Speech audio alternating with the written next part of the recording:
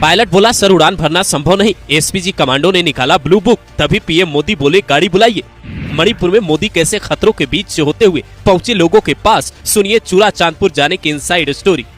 प्रधानमंत्री नरेंद्र मोदी जब मणिपुर की राजधानी इम्फाल पहुंचते हैं तो पायलट साफ कहता है सर उड़ान भरना संभव नहीं है। जबरदस्ती उड़ान भरने का मतलब खतरा बड़ा हो सकता है। एसपीजी कमांडो भी अपने वीवीआईपी को किसी भी हाल में खतरे में नहीं डालना चाहते, इसीलिए एसपीजी अपना ब्लू बुक निकालती जिसमें रूट मैप के साथ साथ इमरजेंसी एग्जिट का प्लान भी लिखा होता है। लेकिन यहाँ पीएम मोदी एग्जिट को तैयार नहीं थे, वो सिर्फ 2 सवाल पूछ रहे थे। सूत्र बताते हैं, पहला चूड़ाचांदपुर जाने में कितना वक्त लगेगा, और दूसरा बिना वहाँ के लोगों से मिले लौटने का कोई प्लान नहीं बनेगा। अब यहाँ आप एसपीजी का दिमाग देखिए।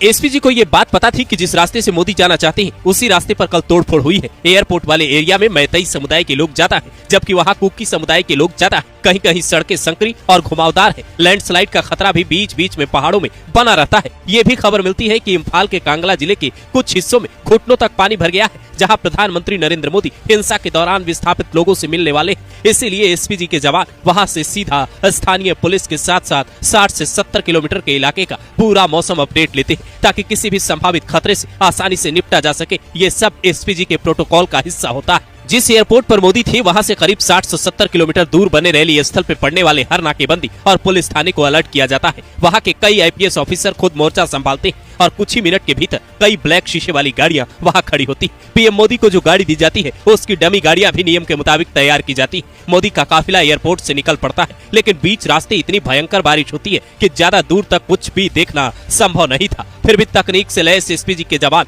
हर पल हर कदम की खबर ले रहे थे और सबने राहत की सांस तब ली जब पीएम मोदी चूड़ाचांदपुर पहुंचे। वहां लोगों से मुलाकात की, जहां पीएम मोदी को देखते ही एक बच्ची रोने लगी। ये वो तस्वीर थी जिसने मोदी को भी भावुक कर दिया। वहां की महिलाएं, वहां के पुरुष, वहां के बच्चे और वहां के बुजुर्ग सभी मोदी से मिलकर अपना दुख सुनाना चाहते थे, जिसे मोदी ने सुना भी। हालांकि फिर भी कांग्रेस अध्यक्ष मल्लिकार्जुन खड़गे मोदी को इसके लिए राजधर्म की याद दिलाते हैं। वो ट्वीट कर लिखते हैं, मणिपुर में आपका 3 घंटे का पड़ाव करुणा नहीं है, ये एक दिखावा और घायल लोगों का घोर अपमान है। आज इम्फाल और चूड़ाचांदपुर में आपका तथा कथित रोड शो राहत शिविरों में लोगों की चीखें सुनने से बचने का एक कायराना प्रयास है। आपका राजधर्म कहाँ है? हालांकि कांग्रेस को यह भी बताना चाहिए कि जब उसने दशकों तक नॉर्थ ईस्ट के राज्यों को विकास से दूर रखा, एक ट्रेन तक मिजोरम से दिल्ली नहीं चली, तब उसका राजधर्म कहाँ था? ये सवाल सियासत के नहीं बल्कि आम जनता के विकास से जुड़े, जो वहाँ के लोग बीच बीच में पूछते रहते हैं। यही वजह है कि मोदी पायलट के मना करने के बाद भी मणिपुर सड़क मार्ग से जाते हैं और कहते हैं अच्छा हुआ मेरा हेलीकॉप्टर नहीं उड़ पाया, वरना रास्ते भर लोगों का ये प्यार नहीं देख पाता जो मणिपुर कुछ वक्त पहले तक अशांत था, जहां 2 समुदाय की लड़ाई ने राज्य को हिंसा में झोंक दिया। उन दोनों समुदायों के लोगों से मुलाकात कर मोदी शांति की अपील करते हैं और इन सब के बीच एसपीजी कमांडो ने जिस तरीके से आपात स्थिति में पीएम